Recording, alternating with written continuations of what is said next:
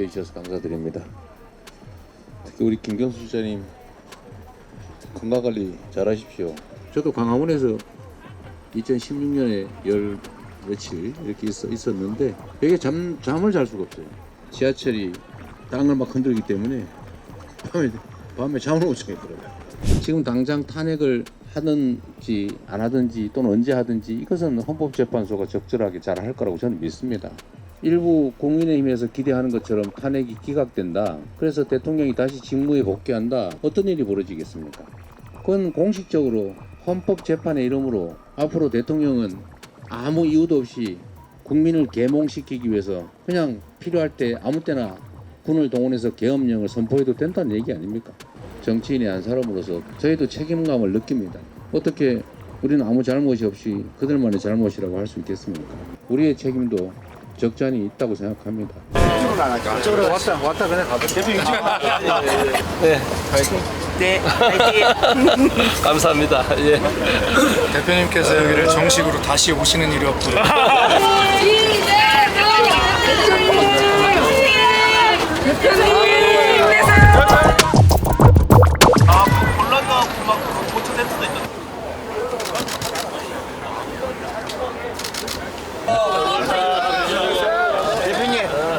네, 모두 함께해 주셔서 감사드립니다. 특히 우리 김경수 지사님 건강관리 잘하십시오.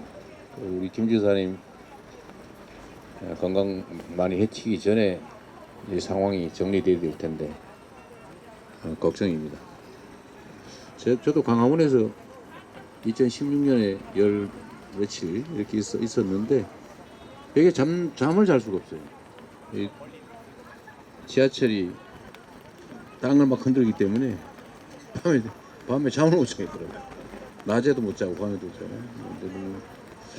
많이 건강해지지 않았으면 좋겠습니다.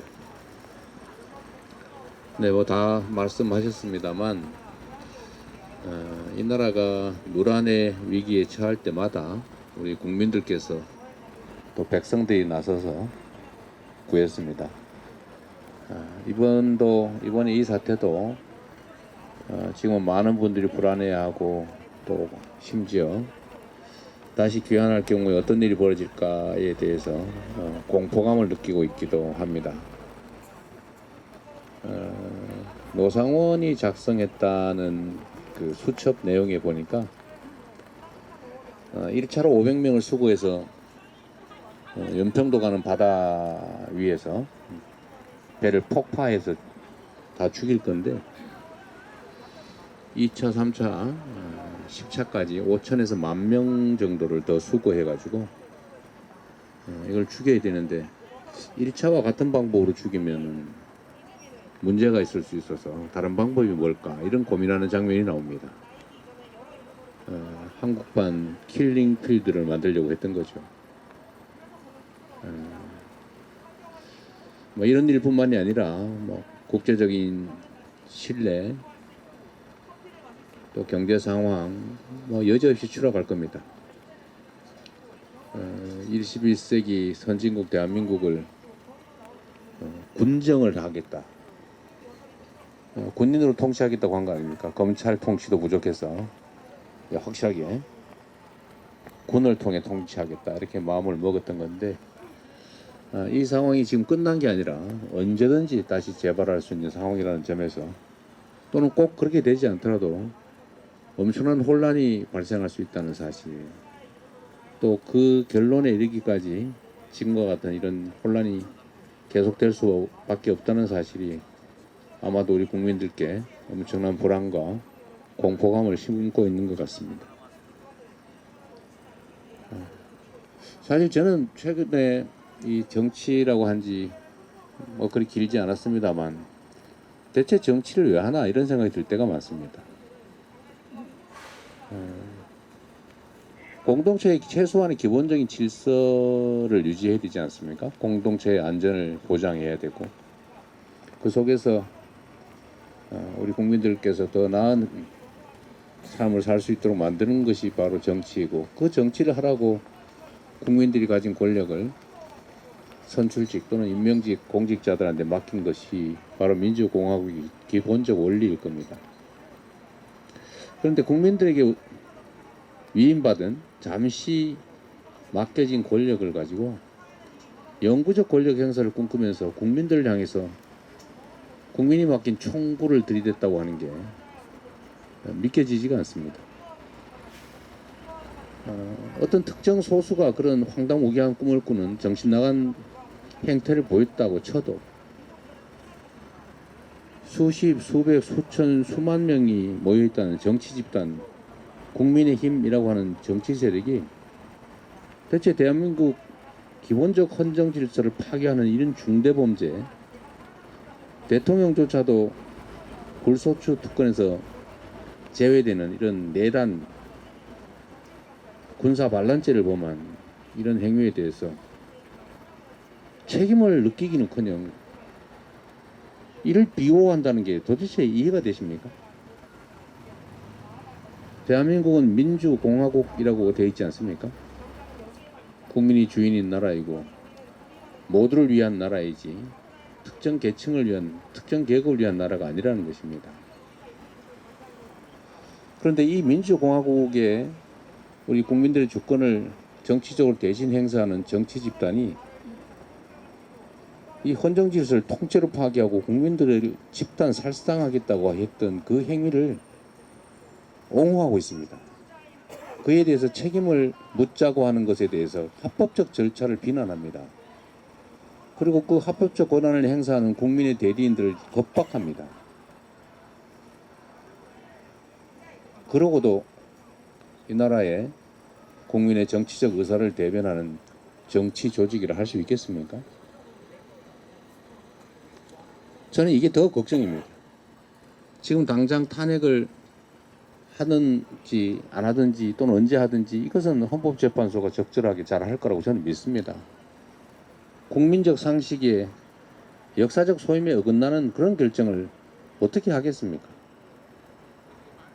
일부 국민의힘에서 기대하는 것처럼 탄핵이 기각된다. 그래서 대통령이 다시 직무에 복귀한다. 어떤 일이 벌어지겠습니까?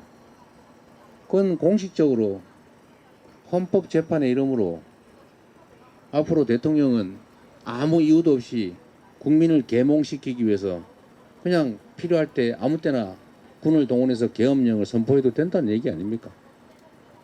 국회나 이런 헌법이 금지한 헌법기관의 군대를 파견해서 그 권한 행사를 막아도 괜찮다는 얘기 아닙니까? 취미활동 삼아서 아무 때나 계엄령 선포하고 군대를 동원해도 된다고 용인하는 것인데 그게 가당키는 한 일이겠습니까? 물론 사람이 하는 일이라서 무슨 일이 벌어질지는 아무도 모르겠지요. 그러나 그 문제는 양식을 가진 이 나라 최고 지성의 헌법재판관들한테 맡긴다고 치더라도 앞으로 계속 이 나라 정치의 일부를 맡아갈 국민의힘이라고 하는 저 정치 집단이 이런 헌법 파괴적인 중대범죄 수괴를 옹호하고 파면하지 말라고 하고 처벌하지 말라고 하고 석방해야 된다고 하고 이런 해괴한 석방 행위에 대해서 이 잘못을 지적하기는커녕 두둔하는 이런 일을 앞으로도 계속할 것 아닙니까? 그 생각이 갑자기 바뀌겠습니까?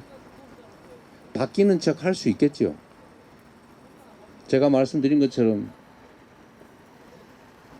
조만간 나 관계없다, 우리 모른다, 우리 반성했다 그러면서 싹 돌아서는 척 하겠지만 과연 그게 진심이겠습니까?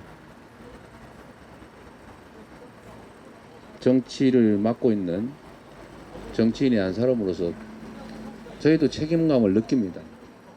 어떻게 우리는 아무 잘못이 없이 그들만의 잘못이라고 할 수 있겠습니까? 손바닥도 마주쳐야 소리가 난다는데 우리의 책임도 적잖이 있다고 생각합니다. 능수능란하지 못하고 완벽하지 못하고 뭐 능력이 부족한 그런 부분도 있겠지요. 그러나 분명한 것은 최소한의 기본은 지켜야 된다는 것입니다. 우리 국민들이 모두가 합의한 이 나라 최고의 합의, 법률보다 더 높은 헌법이라고 하는 기본적인 질서는 지켜야 되지 않겠습니까? 대한민국이라고 하는 민주공화국의 기본적인 토대는 파괴하지 말아야 되겠죠. 우리 국민의힘에도 다시 한번 요청드립니다. 여러분을 위해서 드리는 말씀이 아닙니다. 대한민국이라고 하는 국가 공동체 전체를 위해서 이 대한민국에 발을 딛고 사는 5,200만 우리 모두를 위해서 최소한의 양식을 회복하고 최소한의 근본적인 책임을 다시 회복하기를 기대합니다.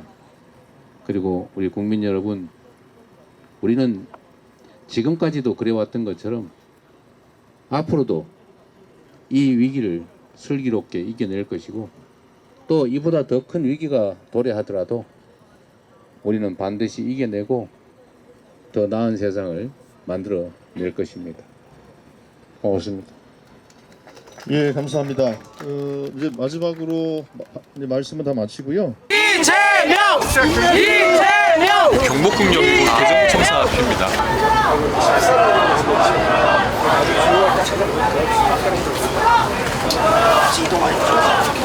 아니요, 뭐 아까 충분히 했던 얘기입니다. 대변인. 내가 아까 말씀드린 다들 마음을 비상하게 모아야 할 때다. 그런 얘기가 대부분이었어요. 정치라는 게 국민의 마음을 봐야 하는 거 아니겠습니까? 지금은 국민들이 가장 걱정하는 일에 모두가 마음을 모아야 할 때다. 그런 얘기들이었어요. 정책을 바꿔야 되는가 하는 토론을 했습니다.